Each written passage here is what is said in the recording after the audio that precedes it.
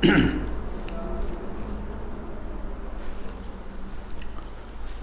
जी, नमस्कार बच्चों। Shivdham YouTube channel में आपका हार्दिक स्वागत है, अभिनंदन है। देखिए, आज हम क्लास को आगे बढ़ाते हैं ना। हाँ, कल तो अपन ने छुट्टी कर ली थी ना। हाँ, क्यों? अरे दिवाली का त्यौहार है ना। चलो, हिंदुओं में सबसे बड़ा त्यौहार है ना, इसलिए कल तो छुट्टी करना ज़रूरी था ना। बच्चे त्यौहार मनाने में बिजी थे ना, और 11th क्लास के बच्चों पे तो ज़्यादा प्रेशर है नहीं है ना। ठीक है ना। चलो, कोई बात नहीं, ऐसी है ना, त्यौहार मनाना भी चाहिए ना। हाँ, हमारी संस्कृति को फॉलो है ना करना जरूरी है ना। हाँ, संस्कृति को जीवित रखना जरूरी है, ताकि आगे आने वाली पीढ़ियों को ना, अरे उस संस्कृति को ना आगे बढ़ा सकें ना, उनको विरासत में दे सकें ना। इसलिए हमको बार त्यौहार वगैरह है ना थोड़ा सा अच्छे से आने चाहिए ना। उसका विशेष कारण वगैरह ना, भाई क्यों मनाए जा रहे हैं, कैसे मनाए जा रहे हैं अपने ना बड़े बुजुर्गों से, इनसे है ना। हाँ, थोड़ा सा सलाह मशवरा करना चाहिए ना, बैठना चाहिए थोड़े बहुत है ना, ताकि हमको अच्छे है ना, हाँ, संस्कार आए ना। ठीक है। देखिए, अब वैसे तो हम पाश्चात्य संस्कृति की तरफ ज़्यादा भग रहे हैं ना, पाश्चात्य संस्कृति को छोड़े है ना। हाँ, अपनी संस्कृति जो है ना, अरे ऐसी संस्कृति दुनिया में कहीं नहीं है ना, इसलिए अपनी संस्कृति संस्कारों को बनाए रखें ना। ठीक है। देखिए, अपन क्वेश्चंस करते हैं ना। अपना चल रहा था LR ना, लिमिटिंग रिएजेंट, सीमांत अभिकर्मक, यानी ऐसा अभिकर्मक जो अभिक्रिया में पूर्ण रूप से समाप्त हो जाता है ना, वो क्या कहलाता है? सीमांत अभिकर्मक। और उस सीमांत अभिकर्मक की गणना कैसे की थी अपन ने ना, आपको याद होगा, मोल अपॉन स्टोइकोमेट्रिक अनुपात है ना, गुणांक, सॉरी, मोल अपॉन स्टोइकोमेट्रिक गुणांक का जो अनुपात है ना, वो जिसका मिनिमम होगा वही LR होगा ना। ठीक है। उस पर आधारित अपन ने 2-3 सवाल कर लिए थे ना। फिर आगे सवाल देखिए आप। आज मैंने एक सवाल ये लिख दिया ना, क्वेश्चन नंबर 8 था ना। देखिए, नीट में आया हुआ सवाल है ना, अरे नीट एग्जाम में आया हुआ सवाल है ना, अच्छे सवाल है ना। देखिए, सिंपल सवाल है ना, नीट में ज्यादा है ना, अरे विशेष टिपिकल सवाल नहीं आते हैं ना, जेईई मेंस वगैरह नीट वगैरह में ना, थोड़ा सा हमको थ्योरी वगैरह अच्छे से क्लियर हुआ ना। ठीक है। देखिए कैसे सॉल्व करेंगे। 100 ग्राम हाइड्रोजन में 100 ग्राम ऑक्सीजन से है ना कितना जल बनेगा, यानी हाइड्रोजन ऑक्सीजन क्रिया करते हैं तो हमको पता है जल बनता है ना। तो एक बार मैं अभिक्रिया लिखता हूं ना। देखिए कैसे सॉल्यूशन। देखिए, हाइड्रोजन प्लस ऑक्सीजन क्रिया करके क्या बनाएंगे? जल।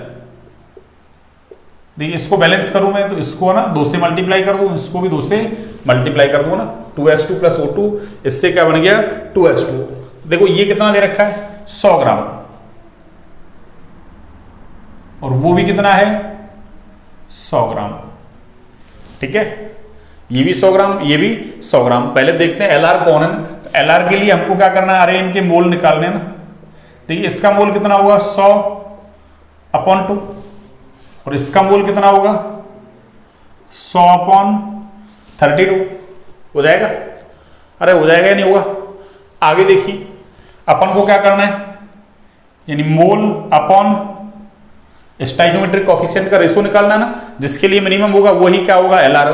तो देखिए, इसमें क्या होगा? 100/2, ठीक है ना, और स्टोइकोमेट्रिक गुणांक में कितना है इसका? 2। तो क्या हो जाएगा यहां से? देखो आप, और इसका कितना है? 100 अपॉन में क्या चल रहा है आपके? 32। ठीक है ना, और अपॉन में क्या आएगा? 1। इसका स्टोइकोमेट्रिक गुणांक 1 है। देखो, इसको सॉल्व करोगे 2 नीचे आएगा, 25-2400, ये तो 25 हो जाएगा आपके ना। और ये कितना हो जाएगा? 100/32 का आएगा आपके नीचे, यानी 100/32 काटो तो इसको ना 4 से काट सकते हो, 4 है ना से काटोगे तो 25, ये कितना हो जाएगा? 8। देखो, यानी 25/8। ठीक है ना, यानी 3 पॉइंट समथिंग आएगा कुछ है ना, 8 या 24। ये कितना है? 25, वो 3 पॉइंट समथिंग आ रहा है ना। इसका मतलब मोल अपॉन स्टोइकोमेट्रिक गुणांक का अनुपात किसमें कम है? अरे इसमें कम है ना। ये वाला कैसा है? मिनिमम। ये वाला कैसा है आपका? मिनिमम। तो इसका मतलब क्या होगा हमारा? अरे LR कौन हो जाएगा? ऑक्सीजन। LR कौन होगा बच्चों? ऑक्सीजन। अरे LR कौन होगा बच्चों? ऑक्सीजन होगा। कौन होगा? ऑक्सीजन। ठीक है ना।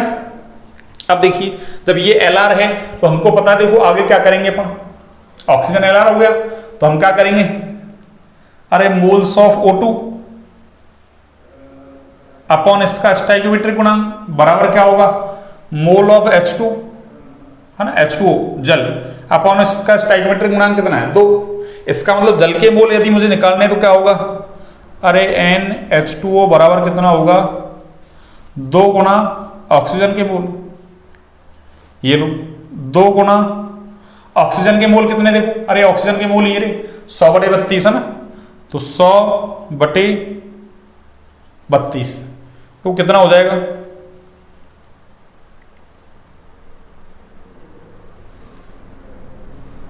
इससे 2 से काट लो ना, 16 बार है ना, 4 से काटोगे 25 है ना, तो 4 पॉइंट समथिंग मोल आ जाएगा कुछ है ना।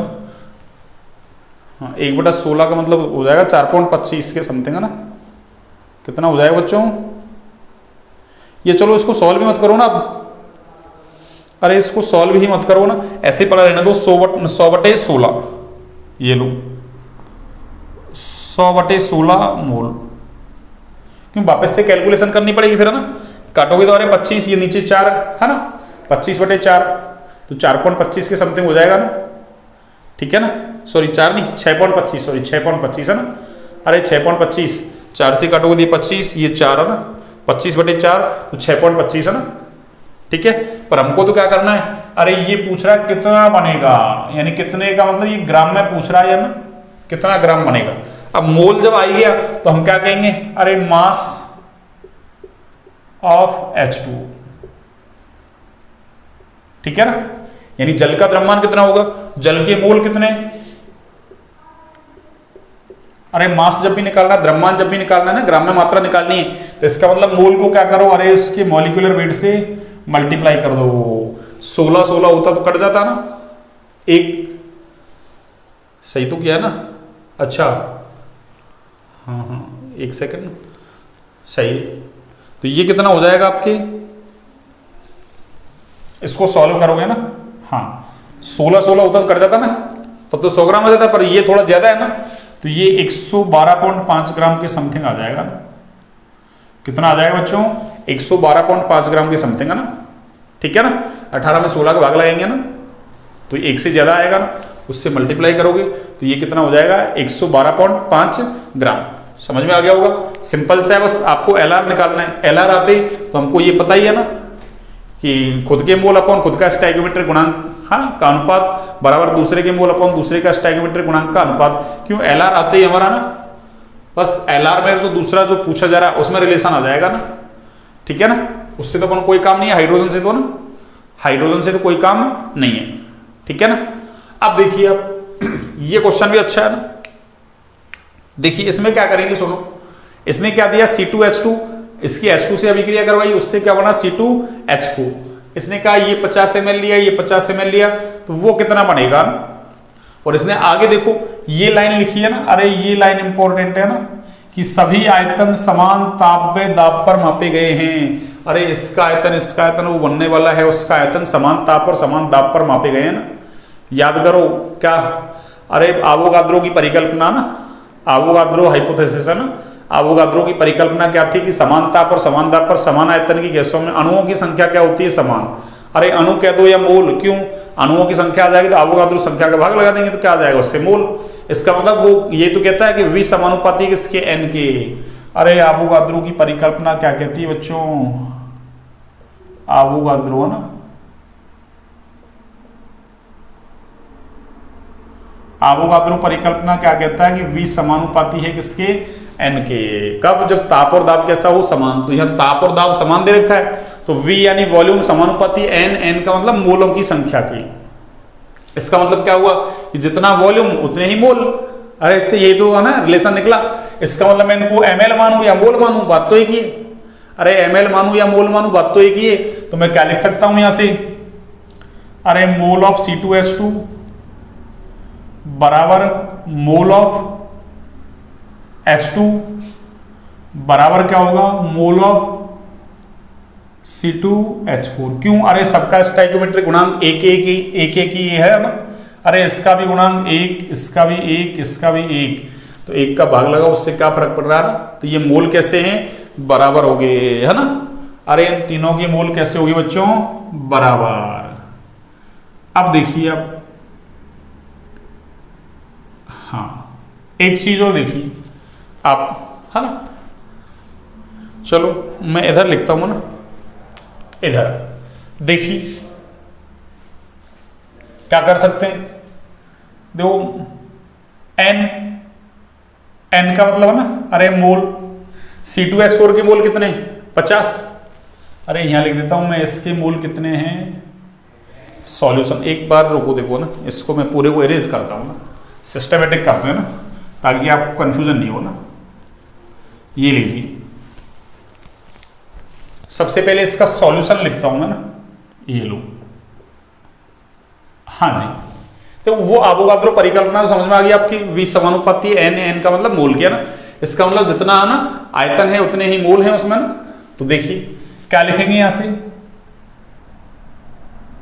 इसका मोल कितना है N, C2H2 कितना है 50 मोल है ना, कितना मोल 50 मोल। NC2H2 कितना है बच्चों 50 मोल है ना। अरे ml के दो, मोल के दो ना, ये लो। और ये NH2 कितना है, ये भी 50 मोल है, ठीक है ना। इसका मतलब N अपॉन स्टाइकोमेट्रिक कॉफिशिएंट का रेशो क्या होगा, अरे यहाँ 50 बटे इसका स्टाइकोमेट्रिक गुणांक 1 है, उसका भी कितना 1, 50 बटे 1, 50 बटे 1, दोनों का क्या हुआ, अरे मोल और स्टाइकोमेट्रिक गुणांक का अनुपात समान आ गया। इसका मतलब या तो यूं कह तो दोनों ही एलआर है, या कह तो दोनों ही एलआर नहीं है, नो एलआर भी कह सकते हो आप ना, कि भाई कोई एलआर नहीं है, अरे इसमें कोई सा भी एलआर नहीं है, ठीक है ना।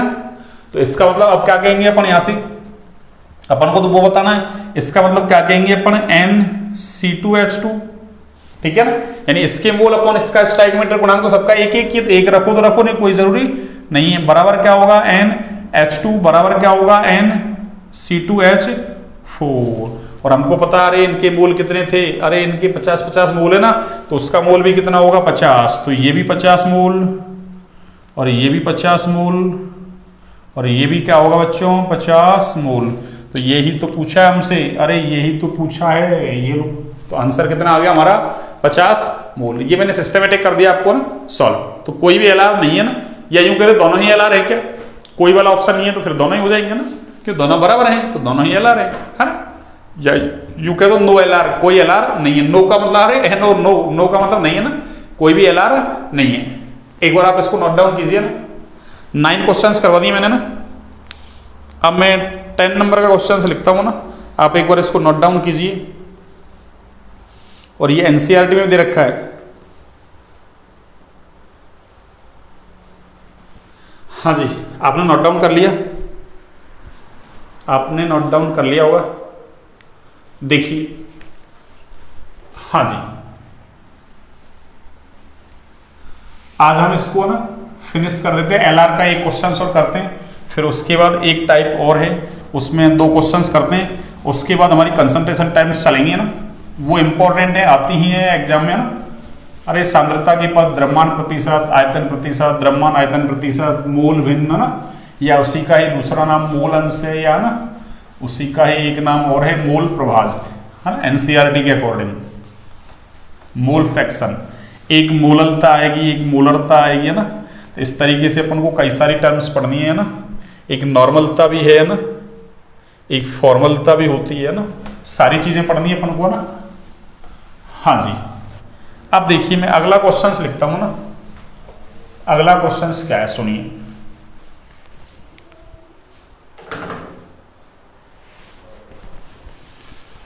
देखिए अगला क्वेश्चन क्या है, 10 किलोग्राम हाइड्रोजन व 50 किलोग्राम नाइट्रोजन अभिक्रिया करते हैं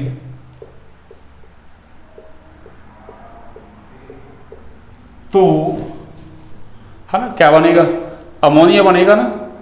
तो अमोनिया का कितना द्रव्यमान बनेगा, अमोनिया का कितना द्रव्यमान बनेगा, ये लीजिए, अमोनिया का कितना द्रव्यमान बनेगा। 10 किलोग्राम तो हाइड्रोजन है ना, और 50 किलोग्राम क्या है नाइट्रोजन, ये अभिक्रिया करते हैं तो हमको पता है ना। अरे ये क्या है अमोनिया निर्माण की विधि है ना, जिसको हेबर विधि बोलते हैं ना, हैबर विधि से अमोनिया का निर्माण, ठीक है ना। इसको सॉल्व कैसे करेंगे, देखिए आप इसको सॉल्व कैसे करेंगे। अभी जो पहला सवाल किया था ना अपन ने, अरे पहले वाला सवाल किया था ना, हाइड्रोजन ऑक्सीजन से जल बन रहा था, बस उसके जैसा ही सवाल है। इसमें आंकड़े किलोग्राम में दे दिया ना। अब आप चाहें तो इसको किलोग्राम मान के सॉल्व कर लेना, चाहे तो इसको आप ग्राम मान के सॉल्व कर लेना।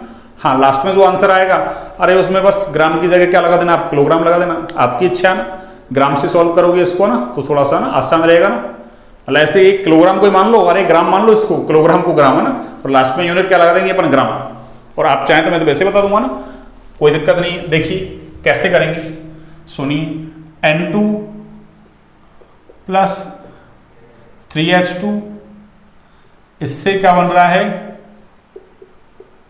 2NH3।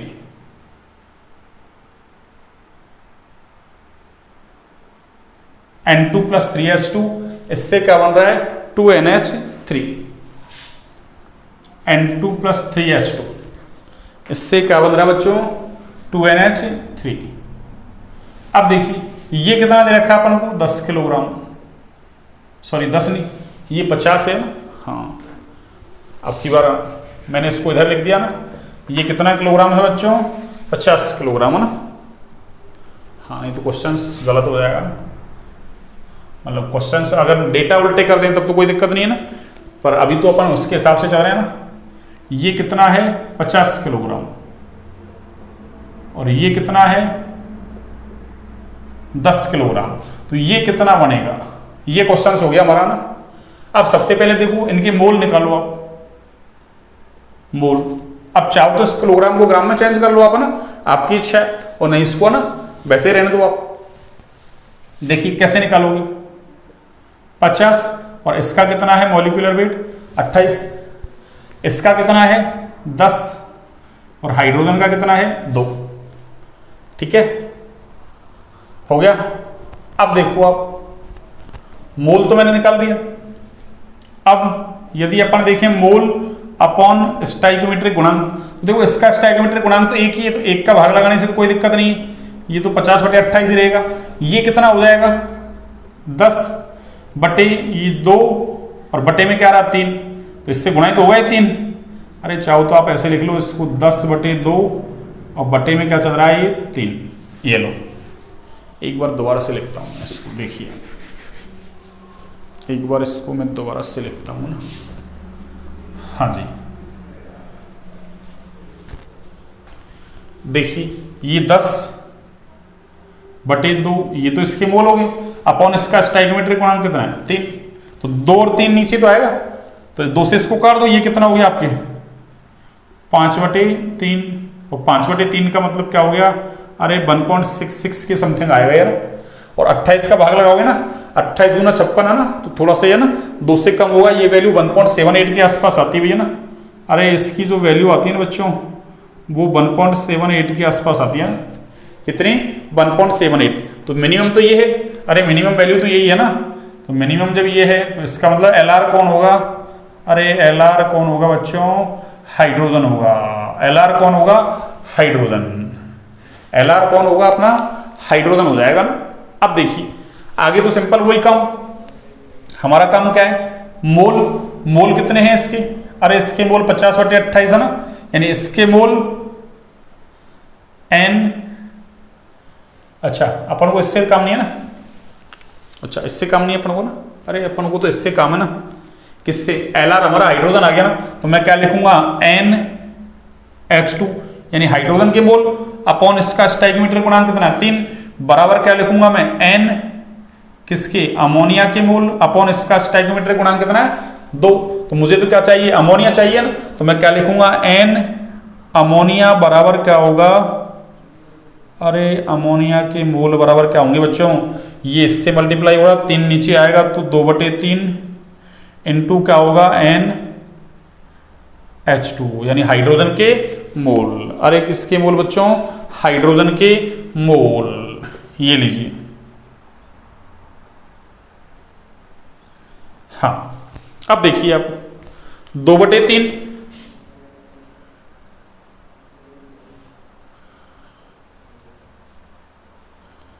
इंटू हाइड्रोजन के मोल कितने देखो, अरे हाइड्रोजन की मोल 10/2, 10/2, इससे तो ये कट जाएगा, तो कितना आ गया ये 10/3 मोल आ गया। अब इसने हमसे पूछा क्या है, अरे अमोनिया का द्रव्यमान कितना होगा, मास ऑफ अमोनिया। देखो मास ऑफ अमोनिया कितना होगा, अमोनिया का द्रव्यमान कितना है, अरे अमोनिया के मोल कितने हैं 10/3 इंटू अमोनिया का मोलिकुलर वेट कितना है, अरे 14 3 17, 170 में 3 का भाग लगाओगे तो ये वैल्यू आएगी 56.67। और देखो किसमें चल रहा था ये, अरे किलोग्राम में चल रहा था, इसलिए मैं लास्ट में यूनिट क्या लगा दूं, किलोग्राम। क्या लगा दूं, किलोग्राम। ठीक है ना। अब चाहे तो इसको ना, अरे किलोग्राम को ग्राम में चेंज कर लें, 1 किलोग्राम में 1000 ग्राम, तो 50 किलोग्राम में 50,000, ये 10,000, 28 का भाग लगाओ, 2 का भाग लगाओ, कैलकुलेशन थोड़ी टिपिकल हो जाएगी ना। तो उससे बचने के लिए मैंने क्या कर दिया, अरे इस किलोग्राम को ग्राम मान लिया और लास्ट में मैंने यूनिट चेंज कर दी। क्यों चेंज की, क्योंकि ऊपर किलोग्राम था तो यहाँ भी किलोग्राम हो जाएगा। ठीक है ना। तो 56.67 किलोग्राम। अब आप चाहे तो ग्राम से है ना, इसको 50,000 इसको 10,000 करके भाग लगा के ना वही सेम प्रोसीजर कर सकते हैं अपन, तब भी आपका आंसर इतना ही आएगा ना। वो किस में आएगा, ग्राम में, फिर उसको किलोग्राम में चेंज करोगे, वापस क्या करोगे आप 1000 का भाग लगाओगे। ठीक है ना। उससे बचने के लिए मैंने ऐसे कर दिया सॉल्व ना। एक बार आप इसको नोट डाउन कीजिए ना, आप एक बार इसको नोट डाउन कीजिए, वही सेम प्रोसीजर चल रहा है ना। ये एलआर वाला हमारा खत्म हो गया ना, एलआर खत्म, लिमिटिंग रिएजेंट।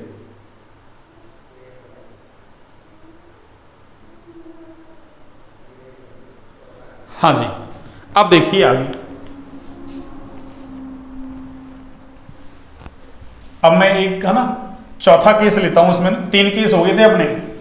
एक केस था है ना problems related to chemical reactions के अंदर, एक केस था आपके क्या कि जब एक ही अभिकारक दिया गया हो, तो एक ही दिया है तो कोई दिक्कत नहीं।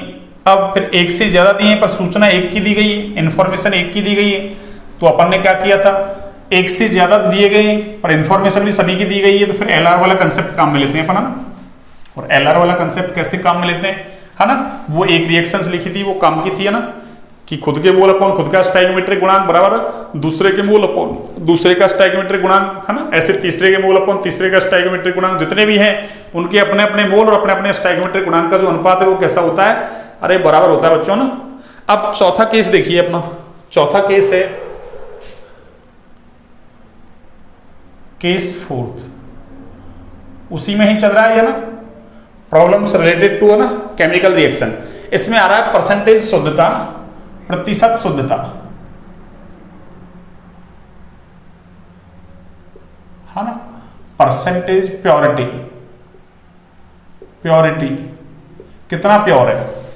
अरे मान लो एक दूध वाला है ना, आपने उससे मान लो अरे 2 किलो दूध लगा रखा ना, अब उसने क्या किया, अरे 1.5 किलो दूध लिया, आधा किलो पानी मिला दिया ना और आपको 2 किलो करके दे दिया, तो उसमें वास्तव में तो कितना है, अरे 1.5 किलो ही दूध है ना। 1.5 किलो का मतलब क्या हुआ, अरे हम ले तो कितना रहे हैं 2 किलो, पर उसने क्या किया 1.5 किलो दूध दिया, आधा किलो पानी मिला दिया। आधा किलो पानी का मतलब क्या हो गया, अरे 25% पानी मिला दिया उसने, है ना। अब कैसे निकालोगे प्योरिटी, भाई हमने मंगाया कितना था 2, टोटल तो 2 होना चाहिए, पर उसने दिया कितना दूध वास्तव में 1.5, तो क्या करेंगे 1.5/2 है ना इंटू 100, तो क्या हो जाएगा 75% आ जाएगा। इसका मतलब 25% उसने क्या कर दिया, अरे पानी मिला दिया। तो आपको परसेंटेज वाला कंसेप्ट भी आना चाहिए ना। अरे छोटी क्लासों में पढ़ते हैं परसेंटेज निकालना ना, कैसे निकालते हैं ना, जैसे आपकी है ना परसेंटेज निकालते हो आप, तो कुल पूर्णांक कितने का, उसमें से कितने ऑक्टेन किया आपने ना, और 100 से मल्टीप्लाई कर दो बस। तो देखिए इस पर आधारित मैं एक क्वेश्चन लिखता हूं ना आपको, और फिर मैं समझाता हूं आपको ना। देखिए फर्स्ट क्वेश्चन क्या है, 400 ग्राम कैल्शियम कार्बोनेट दिया अपन को ना, और ये कितना है, अरे खुद ने लिख दिया 80% कैसा है, ये प्योर शुद्ध है ना। इसका मतलब इसमें 20% क्या है, अशुद्धि है। अरे 20% क्या है बच्चों, अशुद्धि। देखिए तो अब 400 ग्राम कैल्शियम कार्बोनेट है ना, से कितने ग्राम, से कितने ग्राम कैल्शियम ऑक्साइड उत्पन्न होगा ना।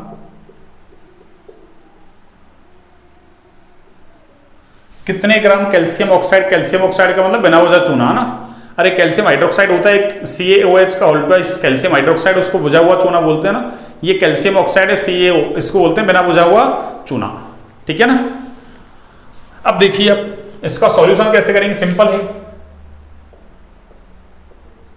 देखिए 400 ग्राम क्या दिया हमको, कैल्शियम कार्बोनेट। अब ये तो 100% मान के दिया उसने, पर उसमें प्योरिटी कितनी है, अरे 80%। तो देखो क्या होगा, सुनो पहले तो मैं अभिक्रिया लिखता हूं CaCO3। इसको जब हीट करते हैं, गर्म करते हैं ना, इससे क्या बनता है बच्चों, अरे CaO प्लस CO2 क्या बनता है, CaO प्लस CO2। अब देखिए इसने हमको कितना दिया है, 400 ग्राम दिया, तो 400 ग्राम है, पर इसमें क्या 400 ग्राम कैल्शियम कार्बोनेट थोड़ी ना है, कितना है ये, अरे 80% शुद्ध है, तो मैं निकाल लूं यहां, ये 400 ग्राम का 80% हटाओगे तो क्या होगा, अरे 100 नीचे आएगा, तो ये कितना हो जाएगा बच्चों, अरे 320 ग्राम। ये क्या आ गया अपने पास, कैल्शियम कार्बोनेट। यानी उसने जो हमको सैंपल दिया था, अरे उसने हमको जो सैंपल दिया है ना, उसके अंदर कैल्शियम कार्बोनेट है ना 400 ग्राम का दिया है, पर है कितना 320। तो अब वो तो 320 से ही बनेगा ना, अरे वो तो किससे बनेगा बच्चों, 320 से तो बनेगा। ठीक है, तो देखिए क्या होगा, सुनो ये 320 ग्राम आ गया। अब 320 ग्राम की यदि मैं मोल निकालूं तो मोल बराबर कितने होंगे, मोल देखो 320 कैल्शियम कार्बोनेट है, तो कैल्शियम कार्बोनेट कितना होगा, अरे कैल्शियम कार्बोनेट का आप ना मॉलिक्यूलर वेट निकालोगे 100 आएगा ना, तो ये कितना हो गया 3.2, कितना हो गया 3.2 मोल। तो इसका मतलब देखो यहां से हमको क्या पता चल रहा है, अरे इसके मोल NCaCO3 अपॉन इसका स्टोइकियोमेट्रिक गुणांक कितना है, एक, उसका भी एक, उसका भी एक, तो हमसे पूछा ये है ना, बराबर क्या होगा NCaO अपॉन इसका स्टोइकियोमेट्रिक गुणांक एक अपॉन NCO2, इसका स्टोइकियोमेट्रिक गुणांक क्या होगा एक। तो देखो कैल्शियम कार्बोनेट कितना है, अरे कैल्शियम कार्बोनेट कितना है अपने पास 3.2 मोल। तो मैं क्या कहूंगा कि NCaO बराबर क्या होगा, NCaCO3 बराबर 3.2 मोल।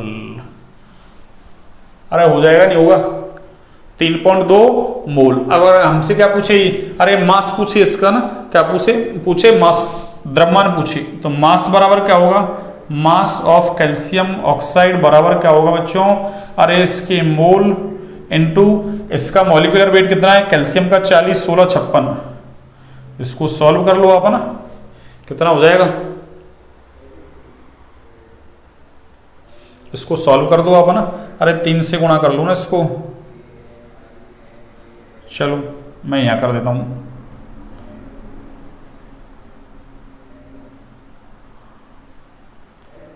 पंद्रह 2 17, 179.2 ग्राम है ना। मास निकालना है तो आप ऐसे निकाल सकते हैं, ठीक है ना। तो ये परसेंटेज प्योरिटी का सवाल हो गया ना, भाई 400 ग्राम दिया पर एक्चुअल में है कितना उसमें 320 ग्राम, 320 ग्राम के मैंने मोल निकाल ली, बस आगे तो वो फॉर्मूला लगाई दिया अपन ने ना, कि इसके मोल अपॉन इसका स्टोइकियोमेट्रिक गुणांक, इसके मोल अपॉन इसका स्टोइकियोमेट्रिक गुणांक, इसके मोल अपॉन इसका स्टोइकियोमेट्रिक गुणांक, स्टोइकियोमेट्रिक गुणांक सबका बराबर है। इसका मतलब कैल्शियम कार्बोनेट के जो मोल हैं उतने ही कैल्शियम ऑक्साइड के मोल होंगे, उतने ही CO2 के मोल होंगे, बस। तो हमको तो कैल्शियम ऑक्साइड पूछा है, मैंने निकाल दिया। मास निकालना है तो मोल को किससे गुणा कर दिया, अरे इसके मॉलिक्यूलर वेट से गुणा कर दिया, ठीक है ना। अब अगला सवाल देखिए आप, एक और, हाँ जी ये लो एक क्वेश्चन और देखिए आप, ये क्वेश्चन नंबर था आपका ना, ये क्वेश्चन नंबर था आपका, चाहे तो आप ना पीछे आपने कितने क्वेश्चंस कर लिए थे उसको कंटिन्यू कर दूं मैं। क्वेश्चन नंबर 10 था, ये क्वेश्चन नंबर 11 हो गया आपका, और वो क्वेश्चन नंबर 12 हो गया आपका ना। ये लो क्वेश्चन नंबर 12, देखिए 100 ग्राम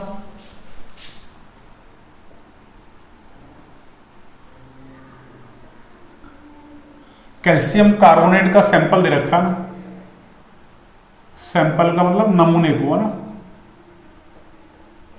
100 ग्राम कैल्शियम कार्बोनेट नमूने को गर्म करने पर नमूने को गर्म करने पर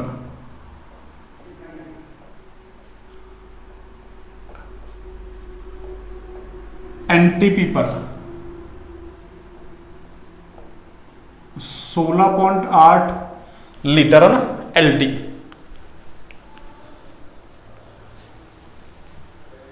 गर्म करने पर एनटीपी पर 16.8 है ना, कैपिटल एल लिख देता हूं मैं ना, 16.8 लीटर है ना CO2 प्राप्त होती है।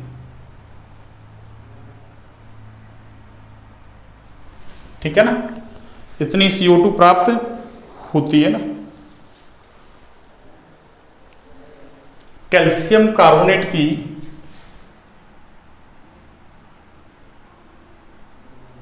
प्रतिशत शुद्धता ज्ञात करो ना।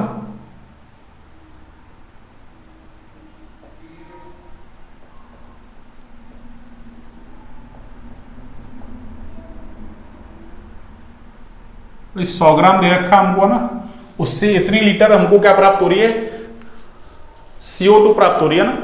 तो कैल्शियम कार्बोनेट की प्रतिशत शुद्धता कितनी है ना, यानी वो कितना प्योर है। देखिए कैसे करेंगे इसको। सबसे पहले तो वही रिएक्शन CaCO3, इसको हीट करेंगे, इससे क्या मिलेगी, CaO प्लस CO2, और इसने क्या कहा है, CO2 कितना मिल रहा है, अरे 16.8 लीटर मिल रहा है ना, और ये कितना दिया है, 100 ग्राम। ठीक है ना, ये क्वेश्चन आपके समझ में आ रहा होगा ना, ये इतना दिया है ना। अब देखो आप, अरे ये सेम इस इधर की जैसा ही सवाल है ना। सबसे पहले हमारा काम क्या है, NCaCO3 बराबर क्या होगा, NCaO बराबर NCO2। ठीक है ना भाई, 100 ग्राम का सैंपल है, पर इसमें ना अरे प्योर कितना है वो देखना अपन को ना। अब 100 को कम मत लेना, 100 बटे है ना, कहीं इसका 100 का भाग लगा दो, 1 मोल आ गया। ठीक है ना, हाँ अभी तो इसमें इम्प्योरिटी है ना, तो अभी तो अपन ने ये काम लगाया, अरे इसका मोल बटे इसका स्टोइकियोमेट्रिक गुणांक एक, सबके स्टोइकियोमेट्रिक गुणांक एक, इसका मोल बटे इसका स्टोइकियोमेट्रिक गुणांक, इसका मोल बटे इसका स्टोइकियोमेट्रिक गुणांक। तो देखो इसका मतलब क्या हुआ, हमसे रिलेशन किसमें पूछा जा रहा है, एक तो इसमें और एक अब की बार CO2 में पूछा जा रहा है ना। तो देखो यहां से मैं क्या कर सकता हूं, NCaCO3 यानी कैल्शियम कार्बोनेट के जो मोल है ना, वो बराबर होगा किसकी, अरे CO2 के मोल की। और ये CO2 का मोल कितना है देखना, अरे एनटीपी पर तो मिला है हमको, तो हमको पता है ना एनटीपी पर जो आयतन दे रखा है उसमें 22.4 लीटर का भाग लगा दो, तो उससे क्या आ जाएगा, अरे मोल आ जाएगा। तो मैं क्या करूं, इसमें 22.4 लीटर का भाग लगा दूं, तो इससे क्या होगा, 168 बटे 168 क्या, हाँ 168 बटे 224, दशमलव से दशमलव कैंसिल हो जाएगा ना, तो 168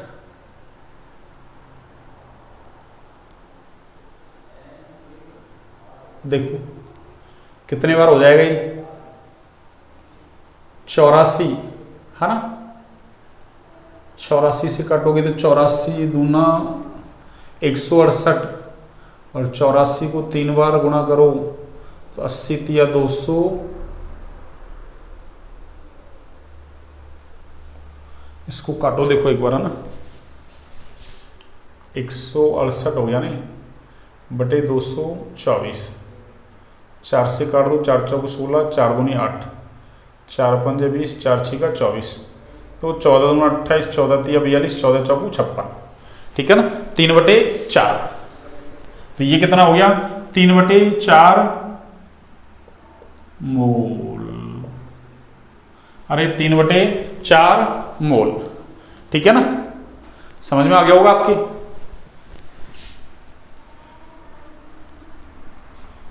इसका मतलब क्या होगा, अब हमको क्या चाहिए, अरे कैल्शियम कार्बोनेट का मास निकाल लेता हूं मैं ना। तो देखिए मास ऑफ CaCO3 बराबर कितना होगा, इसके मोल इनटू इसका मॉलिक्यूलर वेट कितना है, कैल्शियम कार्बोनेट का कैलकुलेट करोगे तो 100 आएगा ना, कितना आएगा 100। तो कैल्शियम का 40, कार्बन का 12, एक ऑक्सीजन का 16, तो 3 का 48, 12, 60 और 40 100 ना। तो इससे काट लो इसको ना, 4 से 25 बार, 25 75 ग्राम।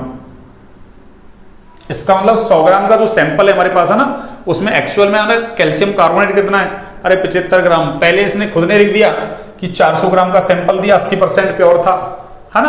अब की बार इसने क्या दिया, 100 ग्राम का सैंपल दे दिया ना हमको, बस प्योरिटी हमसे पूछ ली। तो अब क्या करेंगे हम, अरे प्रतिशत शुद्धता बराबर क्या होगा, कुल कैल्शियम कार्बोनेट तो 100 ग्राम दिया, एक्चुअल में है कितना, वो 75 ग्राम। तो क्या कहेंगे, कैल्शियम कार्बोनेट का द्रव्यमान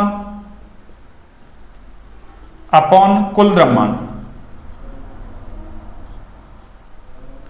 ये तो बताया था आपको मैंने कि परसेंटेज कैसे निकालते हैं अपन, है ना। अरे कितना ना प्राप्त किए, कितने का पूर्णांक 100 से गुणा कर दो, तो ये कैल्शियम कार्बोनेट का द्रव्यमान अपॉन कुल द्रव्यमान इनटू क्या कर दो आप 100। देखो कैल्शियम कार्बोनेट का द्रव्यमान कितना आया 75, कितना आया 75, कुल द्रव्यमान कितना है इसका 100 ग्राम, ये लो 100 इंटू 100, 100 से 100 कट गया, कितना आ गया 75%। यानी जो 100 ग्राम कैल्शियम कार्बोनेट का सैंपल था ना, अरे उसमें 75 है ना, मतलब 100 ग्राम के अंदर 75 ग्राम क्या है कैल्शियम कार्बोनेट, यानी वो 75% कैसा है शुद्ध, 25% क्या है उसमें इम्प्योरिटी। इस तरीके से क्वेश्चंस कर सकते हैं ना। तो मैंने प्रॉब्लम बेस्ड टू है ना केमिकल रिएक्शंस पर आधारित आपको है ना 12 क्वेश्चंस करवा दिए आपको ना। हाँ, इससे बाहर कोई क्वेश्चंस नहीं आएगा बच्चों ना, अरे इससे बाहर कोई क्वेश्चंस नहीं आएगा।